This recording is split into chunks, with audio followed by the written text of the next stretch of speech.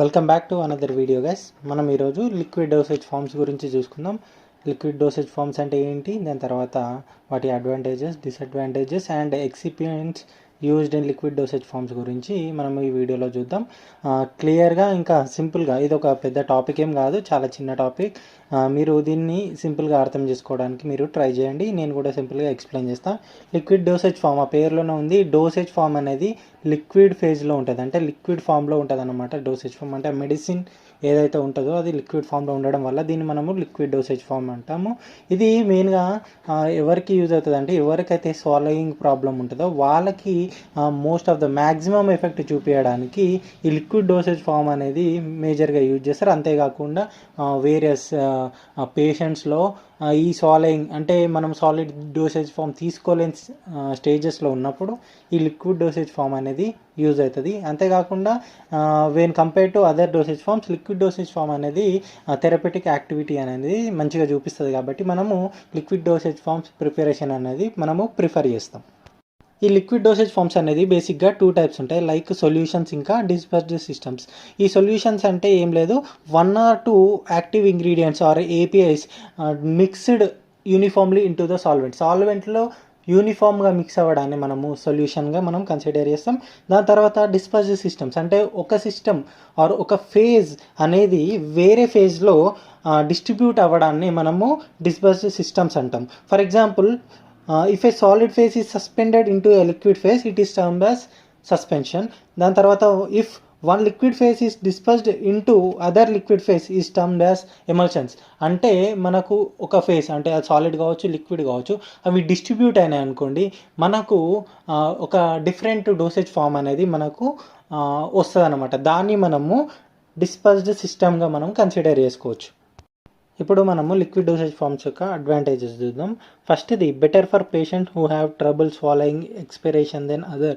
అంటే ఎవరికైతే swallowing problem ఉంటుందో, మేజర్గా ఓల్డ్ పీపుల్లో ఈసోఫేగైటిస్ అనేది మనము కామన్గా చూస్తుంటాం. దాని తర్వాత చిల్డ్రన్స్లో కూడా ఈ స్వాలోయింగ్ ఎబిలిటీ అనేది తక్కువ ఉంటుంది. కాబట్టి మనకు లిక్విడ్ డోసేజ్ ఫార్మ్స్ అనేది వాళ్ళకు ప్రిఫర్ చేయడం చాలా బెటరు. దాని తర్వాత ఫాస్టర్ అబ్జార్ప్షన్ దెన్ సాలిడ్ కంటే ఈ ఫాస్టర్ అబ్జార్ప్షన్ ఉంటుంది, ఇంకా ఎఫెక్టివ్ ఉంటాయి. ఎందుకు అంటే డిసింటిగ్రేషన్, డిజల్యూషన్ ఈ స్టెప్స్ అనేటివి ఈ లిక్విడ్ డోసేజ్ ఫామ్లో ఉంటాయి. కాబట్టి మనకు అబ్జార్ప్షన్ రేట్ అనేది ఫాస్ట్గా ఉంటుంది. దాని తర్వాత more flexibility in achieving the proper dosage of medicine. అంటే మనకు ఎంత డోసేజ్ కావాలో అది మనము ఎంఎల్లో కానీ ఎంజీలో కానీ మనము ఎంజీ పర్ ఎంఎల్ ఇట్లా మనము దాన్ని ప్రిఫరబుల్ అంటే అక్యురసీ అనేది పెంచుకోవచ్చు ఈ లిక్విడ్ డోసేజ్ ఫామ్స్కి వచ్చేసరికి. దాని తర్వాత పాలటబుల్ అంటే మనకు టేస్ట్ అనేది కూడా మనము మాస్క్ చేసుకొని దాన్ని మనము ఈజీగా ఆ పేషెంట్ కాంప్లైన్స్ అనేది మనము ఇంప్రూవ్ చేయొచ్చు. దాని తర్వాత best choice for children and old age person. ముందే చెప్పుకున్నా కదా, స్వాలోయింగ్ ప్రాబ్లం ఉన్న పీపుల్కి ఈ లిక్విడ్ డోసేజ్ ఫార్మ్స్ అనేటివి చాలా మంచిగా పనిచేస్తాయి. ఇప్పుడు డిసడ్వాంటేజెస్ చూద్దాం. డిసడ్వాంటేజ్కి వచ్చేసరికి these are less stable than other dosage forms. అంటే మనం సాలిడ్, దాని తర్వాత సెమీ సాలిడ్ ఇలాంటి డోసేజ్ ఫార్మ్స్ తోటి కంపేర్ చేస్తే మనకు లిక్విడ్ డోసేజ్ ఫార్మ్ యొక్క లైఫ్ అంటే హాఫ్ లైఫ్ అనేది చాలా తక్కువ ఉంటుంది. దాని తర్వాత హార్డర్ టు మెజర్ అక్యురసీ. అంటే దాని యొక్క అక్యురసీ అంటే దాని డోసెస్ని మనం మెజర్ చేయాలంటే కొంచెము కష్టం అన్నమాట. దాని తర్వాత it needs special storage conditions. మనము పర్టికులర్గా మనకు మీరు ఎప్పుడైనా చూడండి లిక్విడ్ డోసేజ్ ఫార్మ్స్ పైన అండర్ 25 degrees సెంటిగ్రేడ్, దాని తర్వాత డార్క్ ప్లేసెస్ స్టోరేజ్ ఇలాంటివి పర్టికులర్గా ఉంటాయి. కాబట్టి మనము కొంచెం కేర్ తీసుకోవాల్సిన అవసరం ఉంది. అందులో ఏమైనా చేంజ్ అయింది అనుకోండి, మనము కరెక్ట్ ప్రాపర్ ప్రికాషన్స్ కానీ ప్రివెన్షన్ స్టెప్స్ కానీ తీసుకోలేమనుకోండి, ఈ లిక్విడ్ డోసేజ్ ఫార్మ్ యొక్క యాక్టివిటీ అనేది తగ్గడానికి ఛాన్సెస్ ఉంటుంది. దాని తర్వాత easily affected by micro organism. మనకు సింపుల్గా ఈ మైక్రో ఆర్గానిజమ్స్ అనేటివి ఈ లిక్విడ్ డోసేజ్ ఫామ్ని అటాక్ చేస్తాయి. దాని తర్వాత బల్కీ టు క్యారీ అరౌండ్. అంటే మనకు తీసుకెళ్ళాలనుకున్నా అంటే వేరే ప్లేసెస్కి వీటిని ట్రాన్స్పోర్ట్ చేయాలనుకున్నా కొంచెం ఇబ్బంది అనేది ఉంటుంది. ఎందుకంటే మనము ఏవైతే కంటైనర్స్లో స్టోర్ చేస్తామో అవి గ్లాసెసే ఉంటాయి మేజర్గా, అవి పలిగిపోయే ఛాన్సెస్ ఉంటాయి. కాబట్టి ఇది కూడా ఒక ఏమంటారు డిసడ్వాంటేజెస్గా మనము కన్సిడర్ చేయొచ్చు. దాని తర్వాత మనకు మెయిన్గా మనం చూసేది ఏంటంటే ఫ్లేవరింగ్ ఏజెంట్స్ కానీ స్వీట్నింగ్ ఏజెంట్స్ కానీ అవి ఏమన్నా తేడా అయిపోతే మనకు టేస్ట్ అనేది చేంజ్ అయ్యే ఛాన్సెస్ ఉంటుంది. కాబట్టి ఇవన్నిటిని మనము డిసడ్వాంటేజెస్ కిందకి కన్సిడర్ చేసుకోవాలి. ఇప్పుడు మనము ఈ లిక్విడ్ డోసేజ్ ఫామ్లో వాడే ఎక్సిపియంట్స్ గురించి చూద్దాం. ఈ ఎక్సిపియంట్స్ అంటే ఏం లేదు, మనము సింపుల్గా చూద్దాం. ఒక డోసేజ్ ఫామ్లో రెండు ఉంటాయి, ఒకటి ఏపీఐ, ఇంకొకటి ఎక్సిపియంట్. ఏపీఐ అంటే active pharmaceutical ingredient. Active pharmaceutical ingredient ఏం చేస్తుందంటే కావాల్సిన థెరపటిక్ యాక్టివిటీ చూపిస్తుంది. ఈ ఎక్సిపియంట్స్ అంటే థెరపటిక్ యాక్టివిటీ చూపించే ఇంగ్రీడియంట్ కాకుండా ఏవైతే అడిషనల్గా ఒక డోసేజ్ ఫామ్లో వేస్తున్నామో వాటిని మనము ఎక్సిపియంట్స్ అంటాం. ఈ ఎక్సిపియంట్స్ ఎందుకు వేయాలి, డైరెక్ట్ అదే వేయచ్చు కదా అంటే, మనము ఏదైతే ఆ ఏపీఐ యొక్క నేచర్ ఉందో దాన్ని ఇంప్రూవ్ చేసుకోవడానికి ఎక్సిపియంట్స్ వాడతాం. లైక్ దాని యొక్క స్టెబిలిటీ పెంచడానికి కానీ, దాని బయో అవైలబిలిటీ పెంచడానికి కానీ, ఇంకా డోసేజ్ ఫామ్ యొక్క ప్రొటెక్టివ్ నేచర్ పెంచడానికి కానీ, దాని తర్వాత దాని యొక్క బల్కింగ్ నేచర్ అనేది పెంచాలి, ఫ్లో ప్రాపర్టీస్ పెంచాలి. అలాంటి టైంలో మనము ఈ ఎక్సిపియంట్స్ అన్నిటి వాడతాం. అలాగే మనకి లిక్విడ్ డోసేజ్ ఫామ్లో కూడా చాలా డిఫరెంట్ ఎక్సిపియంట్స్ వాడతాం. ఇప్పుడు వాటి గురించి వన్ బై వన్ చూద్దాం. ఫస్ట్ది వెహికల్ అంటే ఏం లేదు, ఈ లిక్విడ్ డోసేజ్ ఫామ్ యొక్క మెయిన్ బేస్. అంటే ఏవైతే ఎక్సిపియంట్స్ ఇంగ్రీడియంట్స్ ఉంటాయో వాటిని డిజాల్వ్ చేసుకొని దాన్ని మెయింటైన్ చేసే, అంటే ఆ లిక్విడ్ డోసేజ్ ఫామ్ యొక్క నేచర్ని మెయింటైన్ చేసే బేస్ని మనము వెహికల్ అంటాం. మెయిన్గా 2 టైప్స్ ఉంటాయి ఇవి. ఒకటేమో అక్వస్, ఇంకొకటేమో ఆయిల్. అక్వాస్కి వచ్చేసరికి మనకు డిఫరెంట్ ఎగ్జాంపుల్స్ ఉంటాయి. ఫర్ ఎగ్జాంపుల్ వాటర్ కానీ, లేకపోతే హైడ్రో ఆల్కహాలిక్స్ కానీ, పాలిహైడ్రిక్ ఆల్కహాల్స్ కానీ, బఫర్స్ కానీ, ఇవన్నీ ఏమో అక్వాస్ వెహికల్స్ కిందకి వస్తాయి. దాని తర్వాత ఆయిలీ వెహికల్స్కి వచ్చేసరికి vegetable oils, mineral oils, organic oily bases or emulsified bases కూడా మనము చూసుకోవచ్చు అనమాట ఈ వెహికల్స్కి వచ్చేసరికి. Next buffers or buffering agents.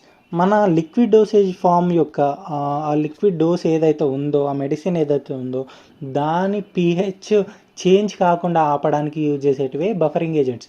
నార్మల్గా లిక్విడ్ అనేది ఎప్పుడైతే ఎక్స్టర్నల్ ఎన్విరాన్మెంట్కి ఎక్స్పోజ్ అవుతుందో అప్పుడు దాని pH చేంజ్ అయ్యే ఛాన్సెస్ ఉంటాయి. బట్ మనం ఆల్రెడీ బఫరింగ్ ఏజెంట్స్ వాడతాం కాబట్టి ఆ లిక్విడ్ డోసేజ్ ఫామ్ యొక్క pH అనేది స్టేబుల్గా ఉండడానికి యూజ్ అవుతుంది. ఫర్ ఎగ్జాంపుల్ మనము చూసుకుంటే మాడిఫైడ్ ఫాస్ఫేట్ బఫర్, దాని తర్వాత సోడియం ఎస్టేట్ బఫర్, ఇలాంటి డిఫరెంట్ బఫర్స్ మనము లిక్విడ్ డోసేజ్ ఫామ్స్లో యూజ్ చేస్తాం. Next isotonicity modifiers.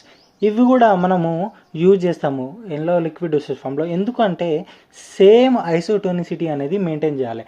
ఫస్ట్ ఐసోటోనిసిటీ అంటే ఏంది అని అంటే సేమ్ సొల్యూట్ కాన్సన్ట్రేషన్ ఇంకా water concentration according to body fluids. అంటే బాడీ ఫ్లూయిడ్స్లో ఉండే కాన్సన్ట్రేషన్స్కి సిమిలర్గా మనం ఏదైతే ఎక్స్టర్నల్ ఫ్లూయిడ్ కానీ సొల్యూషన్ కానీ ఇస్తున్నామో అవి సిమిలర్గా ఉండడానికి యూజ్ అయ్యేటివే ఐసోటోనిసిటీ మాడిఫైయర్స్ అనమాట.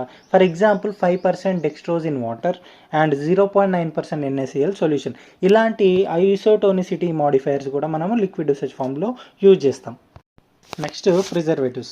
ఈ ప్రిజర్వేటివ్స్ని కూడా మనము లిక్విడ్ డోసేజ్ ఫామ్స్లో వాడతాం. ఎందుకంటే to prevent or inhibit microbial growth నుండి మనము మన లిక్విడ్ డోసేజ్ ఫామ్ని కాపాడుకోవడానికి మనము ఈ ప్రిజర్వేటివ్స్ అనేటివి వాడతాము. ఒక నార్మల్ ప్రిజర్వేటివ్ ఎట్లుండాలంటే అది తక్కువ డోస్ తీసుకున్న, అంటే తక్కువ క్వాంటిటీ తీసుకున్న దాని ఎఫెక్ట్ అనేది 100% ఇచ్చేటట్టు ఉండాలి. దాని తర్వాత ఇది మన ఏపీఐ యొక్క ఎఫెక్ట్ని కానీ దాని షెల్ఫ్ లైఫ్ని కానీ ఎలాంటి ఎఫెక్ట్ చేయకుండా, దాన్ని ఎలాంటి డిస్టర్బ్ చేయకుండా ఈ ప్రిజర్వేటివ్ అనేది ప్రజెంట్ అయి ఉండాలి.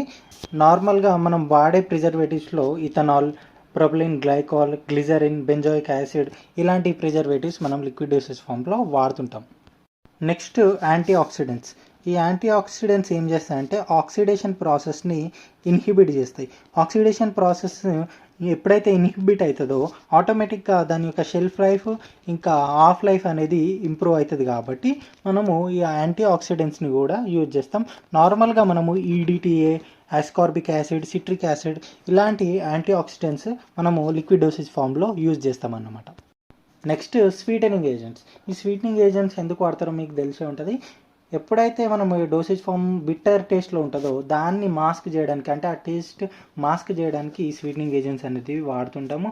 నార్మల్గా మనము వాడే స్వీటనింగ్ ఏజెంట్స్లో సుక్రోజ్ అనేది ఎక్కువ వాడతాం. ఎందుకంటే అది డిఫరెంట్ pHsలో స్టేబుల్గా ఉంటుంది.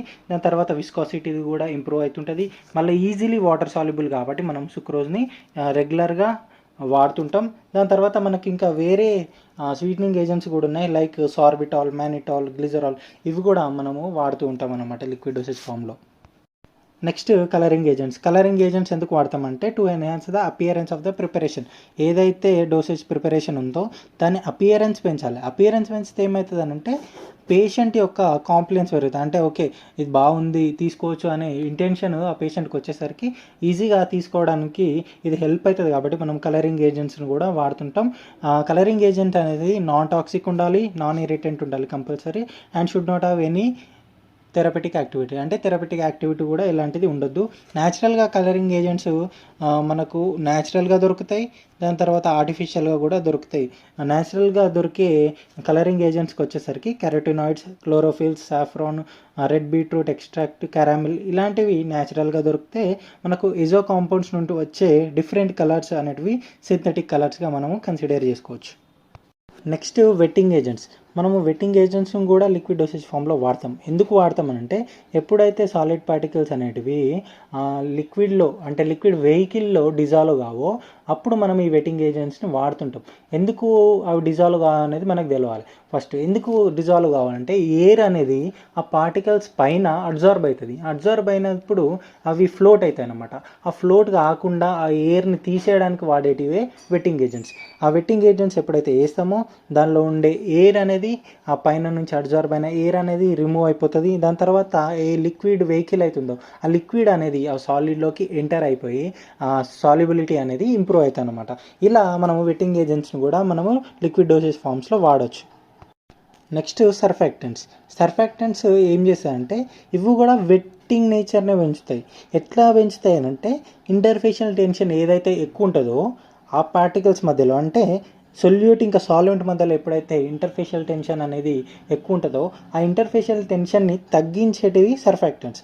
ఇంటర్ఫేషియల్ టెన్షన్ ఎప్పుడైతే తగ్గుతుందో ఆటోమేటిక్గా మనకు ఈ సాల్యుబిలిటీ అనేది ఇంప్రూవ్ అవుతుంది అనమాట. మనం నార్మల్గా ఏ సర్ఫాక్టెంట్స్ వాడతామంటే tweens, spans, polyoxyethylene stearates ఇవన్నీ మనము రెగ్యులర్గా వాడుతుంటాం అనమాట. ఫర్ ఎగ్జాంపుల్ చూసుకుంటే solubility of spironolactone can be increased by using surfactants. అంటే స్పైరోనోలాక్టోన్లో సాల్వెంట్కి సొల్యూట్కి మధ్యలో ఉండే ఇంటర్ఫేషియల్ టెన్షన్ని ఏమి తగ్గిస్తుంది అంటే సర్ఫాక్టెంట్స్ అనేటివి తగ్గించి దాని సాల్యుబిలిటీని ఇంప్రూవ్ చేస్తుంది. This is all about liquid dosage forms. మనము లిక్విడ్ డోసేజ్ ఫామ్స్లో ఇంకా చాలా విషయాలు తెలుసుకోవాలి. అంటే సిరప్స్, దాని తర్వాత ఎలిక్జర్స్ అవన్నీ తెలుసుకోవాలి. కానీ మనకు ఈ పార్ట్లో అడ్వాంటేజెస్, డిసడ్వాంటేజెస్ అనేది ఇంపార్టెంట్. దాని తర్వాత ఎక్సిపియంట్స్ అనేది ఇంకా క్రూషియల్ టాపిక్ కాబట్టి నేను ఫస్ట్ దీనిపైన ఫోకస్ చేసిన. ఫర్దర్గా మీకు సిరప్స్ అంటే ఏంది, ఎలిక్జర్స్ అంటే ఏంది దాని గురించి కూడా సపరేట్ ఒక్కొక్క డోసేజ్ ఫామ్ గురించి ఒక్కొక్క ఫార్ములేషన్ గురించి ఒక్కొక్క వీడియో చేస్తా. కానీ అన్నిటికంటే ముందు ఎక్సిపియంట్స్లో మీరు ఒకటి ఫోకస్ చేయాల్సింది ఏంటంటే ఎగ్జాంపుల్స్ పైన మీరు ఫోకస్ చేయండి. దాని తర్వాత ఏ ఎక్సిపియంట్ దేనికి యూజ్ అవుతుంది అనే దానిపైన కూడా ఆ కాన్సెప్ట్ మీద కూడా మీరు ఫోకస్ చేస్తే చాలా యూజ్ అవుతుంది. Thank you so much.